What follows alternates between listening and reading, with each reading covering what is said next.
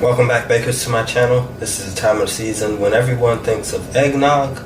And we know even though eggnog is a chilly drink, we're going to spike it with a little bit of rum to make sure you stay warm this winter.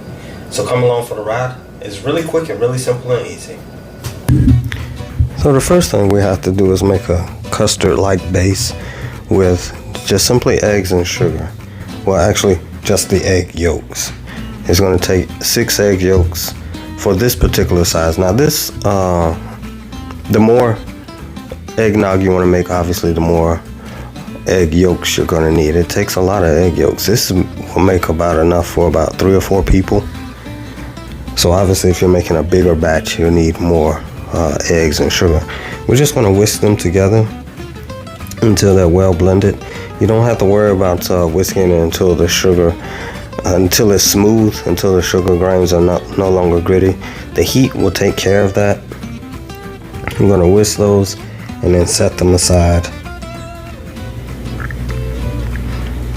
Alright, so let's move to our stovetop. We're going to start with a cup of heavy cream. I always use, whenever I'm baking, all of my dairy products are full fat.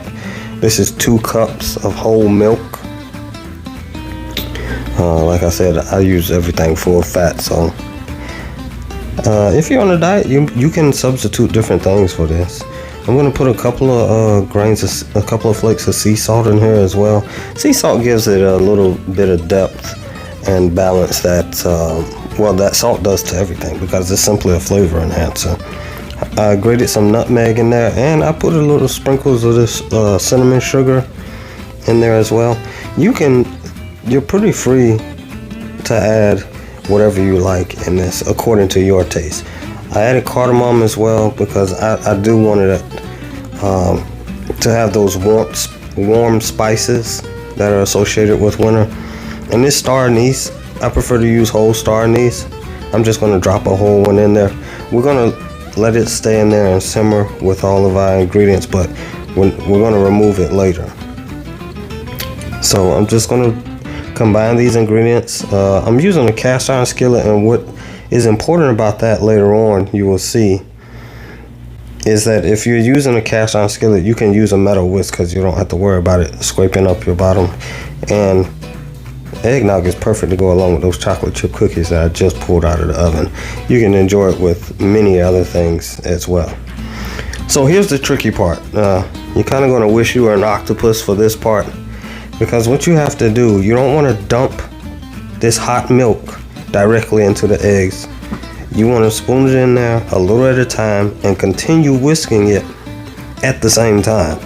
What you're doing here is you're tempering the eggs. That way, that takes away the some people have a little bit of hesitance about drinking eggnog because, oh, it's raw egg. Well, the egg is, you're not trying to cook the egg. You don't want it to split on you, which is why you have to put this in a little at a time and continue whisking constantly whisking. And it takes some stamina, a little bit of energy, a little bit of elbow grease, but it's worth it in the end. You see, I had to switch hands just then. I was getting tired.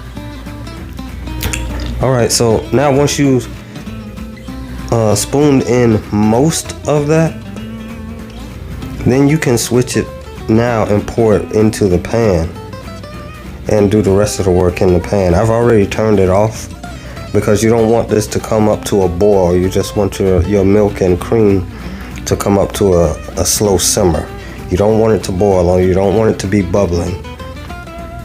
You just need it hot enough to temper the eggs.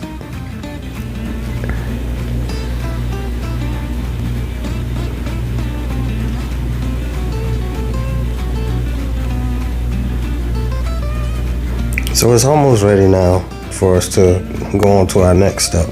It just takes a little patience, a little bit of time, and this is not a long process.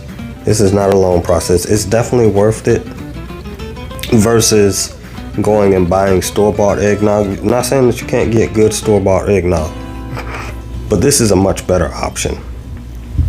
And you get to flavor it any kind of way that you want to.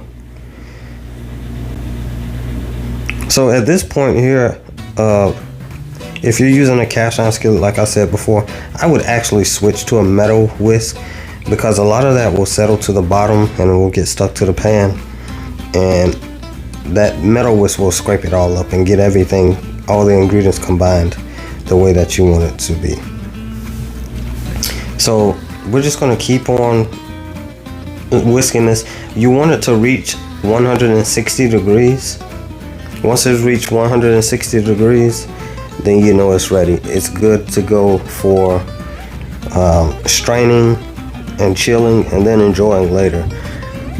And right now it looks like it's very thin, but as it chills, it will thicken up and it will turn into the eggnog that you're familiar with. It's not at that state right now.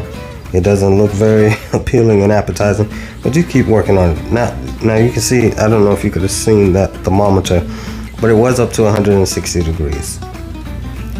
So now we're going to add in a splash of vanilla. And this is a vanilla that a friend of mine brought back from the Dominican Republic. It's very good. It's very strong. You don't need much of it. It's some of the best vanilla I've ever had. And if you're going to add alcohol to it, this is the time to do it.